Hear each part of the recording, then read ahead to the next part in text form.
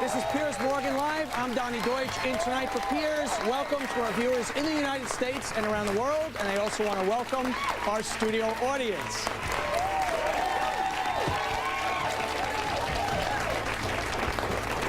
Okay, tonight, the return of Weinergate. It's the political scandal everyone is talking about. You've heard what Anthony Weiner did.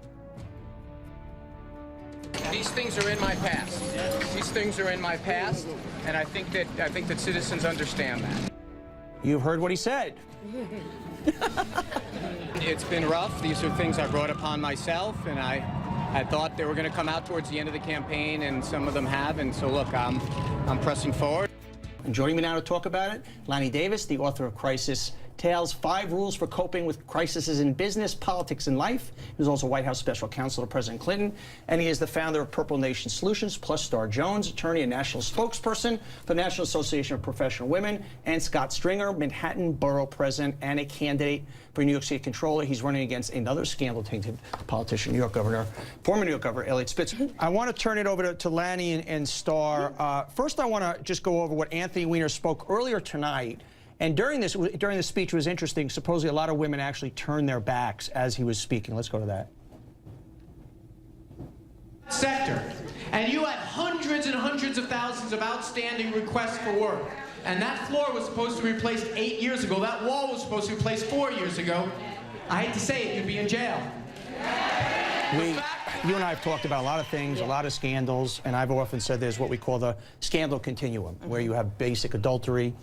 There seems to be a lasciviousness to this, a creepy factor to this, that I don't think he can come back from. Any chance? I don't see him coming back from it. And Donny, you know, a lot of people, we've been talking about whether or not he can win. I would like to ask the question of whether or not he can pass the Homeland Security test. I'm not sure that he could actually pass a security test on being the mayor of New York City. I want to get Lanny in really fast before we go to break, and you work with the Clintons. Playbook, anything to do now to save this guy. He comes in your office, what do we do now? First of all, my disclosure is that I know Huma Abedin very well. She's almost like a daughter to me. So although there's some mirth and laughter, and I understand all the reasons why people are reacting that way, there's also a lot of pain and a lot of tragedy going on here. So partly what I would advise Mr. Weiner is, if he believes that he should be mayor of New York, he knows that this is going to be very, very difficult for him and for Huma.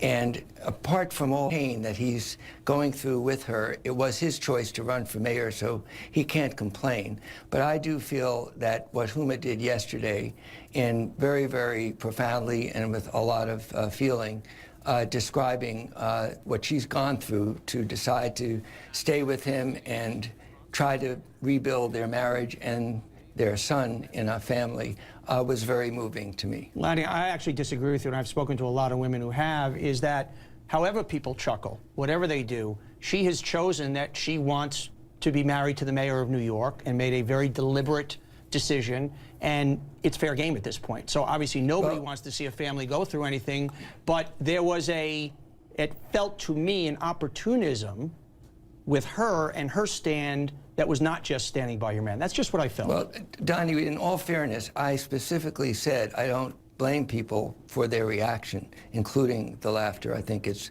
very understandable. I just wanted to remind people that these two are going through a lot of pain. If you didn't find yourself moved by Huma's authenticity and her feelings, you're certainly entitled. I take it from a different direction. All right, Lanny, I want you to stay with us, Star. When we come back, also stay with us. His wife is standing by her man, but can this marriage or career be saved? More about Huma when we come back.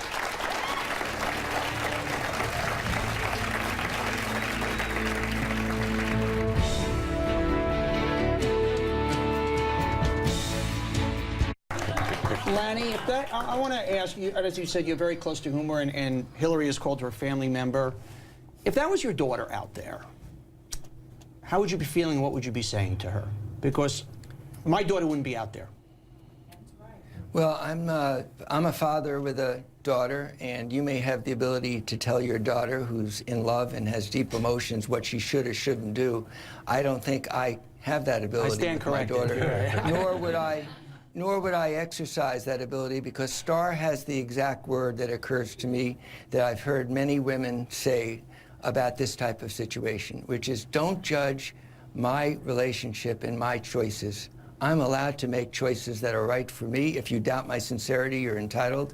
But what Huma Abedin did, I know was authentic and deeply felt, and Starr is absolutely right. If this is her choice, other women will make other choices, and they might even be angry with her for her choice. Yeah. But they should at least allow her the deep feeling that is behind her choice. Mark, at this point, what we're dealing with is sort of the personal, because it's a sexual issue, and the professional.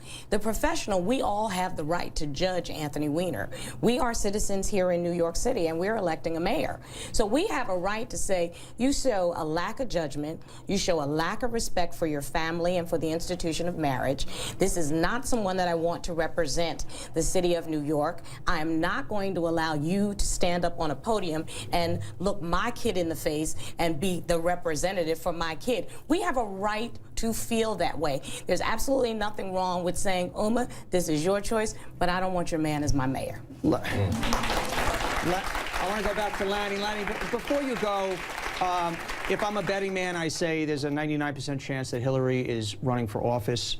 If I'm advising Hillary, and we know the way she feels about Huma, how can she keep herself attached to Huma? If she is in the limelight next to Hillary, this will not go away. And Hillary has a history of when there is a deficit, she walks away. Look, I love Hillary Clinton as one of my best friends, and this obviously is a painful experience for her, because I know she loves Huma Abedin, as those of us who know Huma do. So whatever else is being said tonight, and to your viewing audience and to people who are reacting to what they're hearing, I can tell you that this is genuine. The gentleman who doubted Huma's sincerity, I can respectfully tell you I disagree. And what Hillary Clinton is feeling tonight, and what every human being who knows Huma Abedin, I don't know the congressman well, is feeling, is deep empathy and pain for what she's going through. All right, Lanny, I really appreciate your time. When we come back,